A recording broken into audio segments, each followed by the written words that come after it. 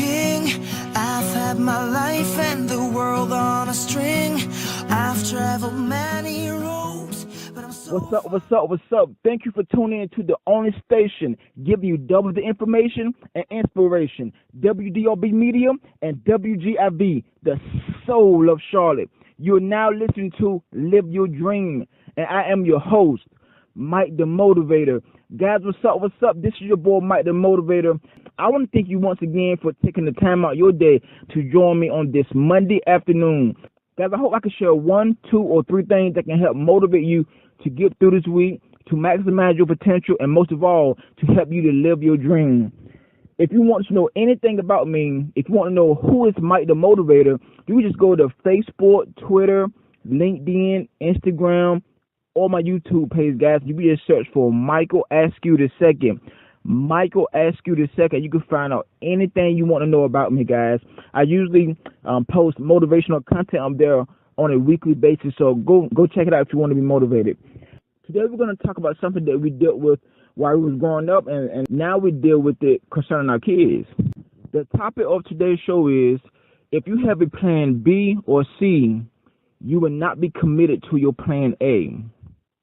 Let me say that again. If you have a plan B, if you have a plan C, you will not be committed to your plan A.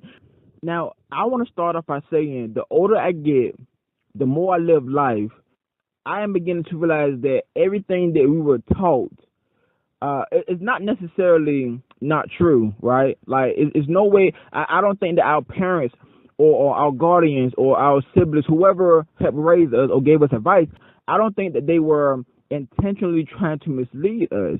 But the older I get and the more I study people who are successful or labeled successful, people who are wealthy, people who are just live life like they're happy, you know, the more I study people, the more I realize that a lot of the things that we were taught to do or how to think or how to carry ourselves, people who are actually living life, people who are actually living their dream, they do the complete opposite of what we were taught to do. So the reason why I came up with this topic is because I realized that, man, like in everything you do in life, everybody always tell you to have a plan B, have a plan C. What if it doesn't work? I remember when I was growing up and my pops asked me what I wanted to do when I got older. And of course I said, hey, I want to go to the NFL. I want to play ball. And my dad, you know, he looked at me and he was like, okay. He got quiet for a while.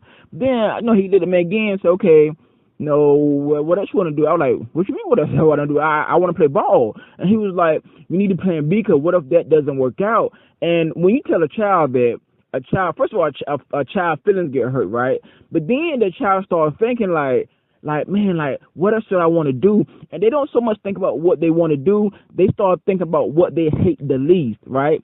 So they start thinking about all the other jobs in society, and they be like, man, like, well, I know my friends want to be a fireman, and I know, these people over here, you know, a lot of them going to be a business finance major or something. So they start trying to fit in a puzzle. So I thought that was how life is and how it's supposed to be. But the more I begin to hang around certain people, the more I begin to study people, the more I begin to read the documentary of people who we sit back and we watch on television and we be in awe by just looking at their life, I begin to realize that, man, like, they have a plan A and they've become so dedicated to making sure that plan A becomes their reality that they don't need a plan B and C. Because something I realize is that when you have a plan B and a plan C, you go into stuff half-heartedly because you say, you know what, if this doesn't work out, I'm still going to be good. If this doesn't work out, I know I can fall back on something else. So you don't even give your all because you know that, hey, if my plan A don't work out, I can do plan B or C. Before I go a little bit deeper in this, guys, let's introduce our first sponsor to the show. Askew Property Solutions is Charlotte's leading real estate company, here to serve you with integrity and excellence. Specializing in assisting families who are facing financial hardship, distressed housing situations, acquired estates, divorce, and more, at Askew Property Solutions, their goal is to help families transform their lives by creating viable solutions that is a win for you. Sell your home with trustworthy professionals who will help close within 7 to 10 days and put cash in your hands so that you can continue living life without missing a beat. Contact Askew Property Solutions today at 980-229-4886. 980-229-4886 or visit their website at www.sellhouseforcashnow.com, www.sellhouseforcashnow.com, so that you can continue living with a peace of mind with Askew Property Solutions. Shout out to Askew Property Solutions for helping so many people in the Charlotte and surrounding areas to actually sell their property, to get cash for their property so they can go into future endeavors and take care of their family. Quick story about Askew Property Solutions. That's a company that I started. It's a real estate investing company here in the Charlotte area. I met this lady. Her mom passed away, and when she passed away, they had this house and they didn't really know what to do with it. But she wanted to get started in real estate investing, and she was asking me for advice. And she was like, listen, with the money that you can give me for this house, I could actually use that to help jumpstart my real estate investing business, right? So I was like, hey, so we talked about the price. We talked about the price point that worked for the both of us. And it was a situation where it was pretty cool because she could use the money that I would give her for the house to help her invest in real estate. So that was pretty cool. So shout out to Askew Property Solutions. If you're just tuning in, we're talking about if you have a plan B or C, 9 times out of 10, you will not be committed to your plan A. Now, I know that this is a very, very controversial topic because a lot of people say, hey, well, it's not smart to take risk that way, right? It's not smart to be all in and not have a plan B, C, whatever, concerning how you would get out of a situation. Think about this. Have you ever noticed whenever your back is against the wall, you perform better? Think about that. Think about the people who, for some reason, they had a hard time studying or they made like average grades. But whenever they cram for a test, whenever they have to perform in the crunch time, what happens?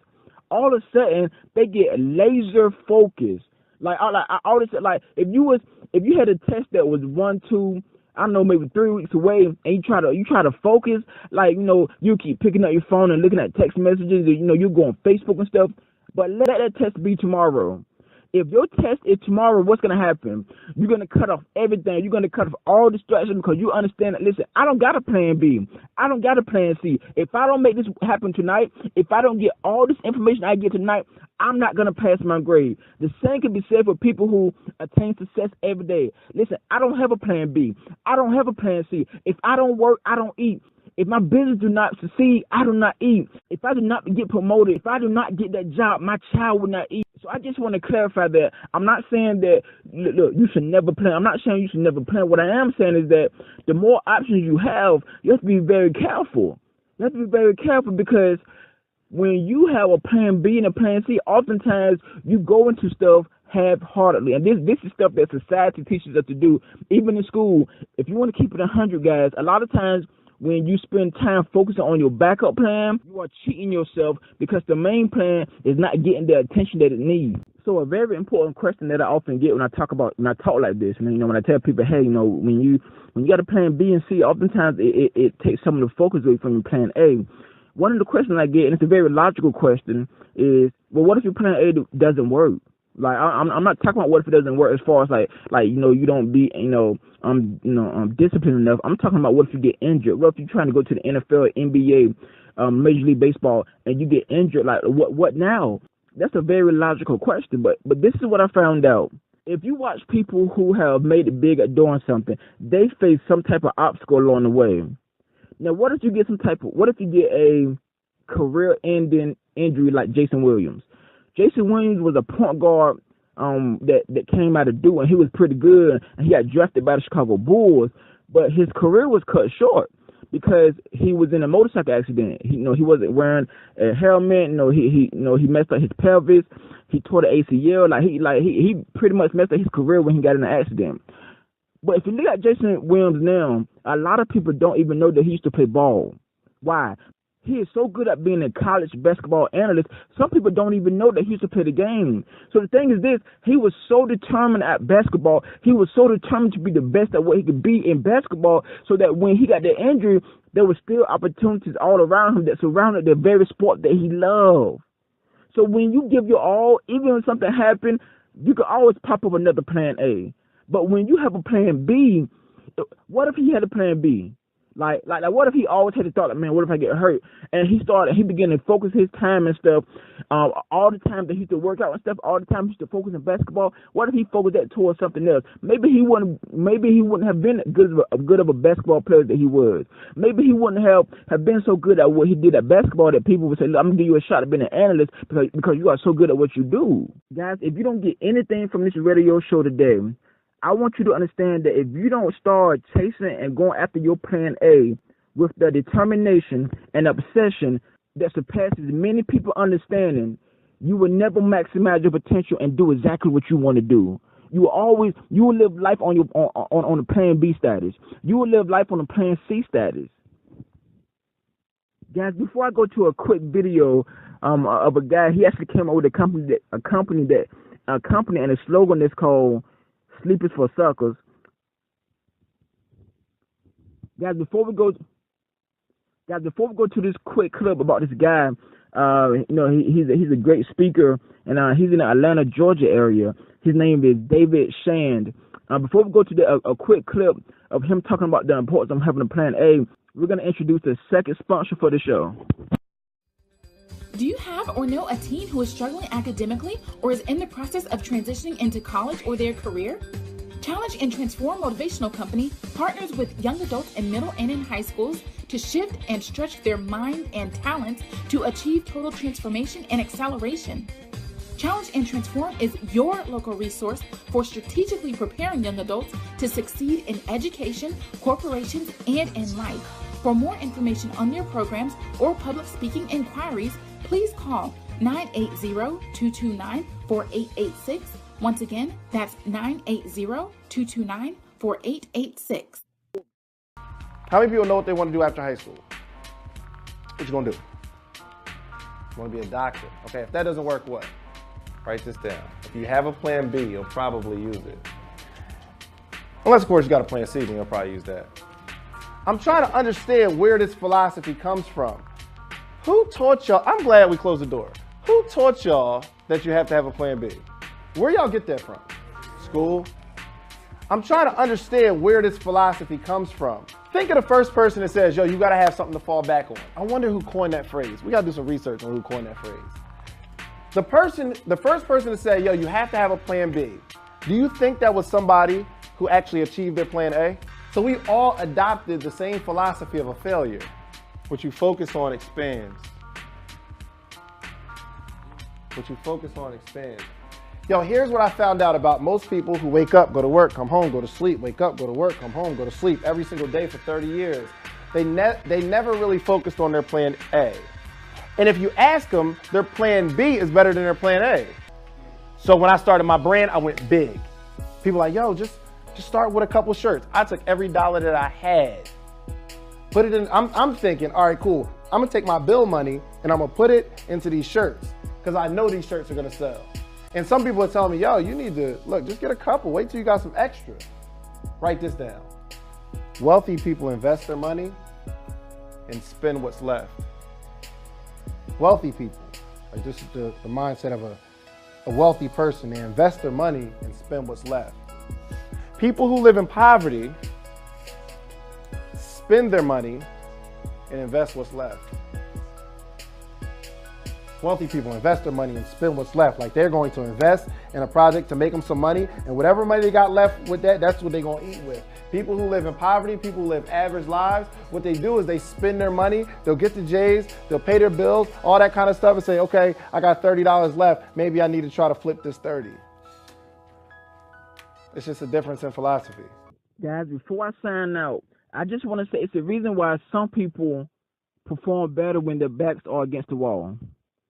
It's the reason why some people are labeled obsessed by other people in society. It's the reason why some people are very, very protective over their personal time. Because they understand that if they don't nurture and show their plan A all the necessary attention that it needs, they will always live on a plan B and plan C status. They will never do what they initially planned out to do. They will always do whatever their backup plan was. Guys, I want to thank everyone for tuning in. Continue to tune in every Monday at 2 p.m. This is your boy Mike the Motivator, and you've been listening to Live Your Dream on WDRB Medium and WGIV, the soul of Charlotte.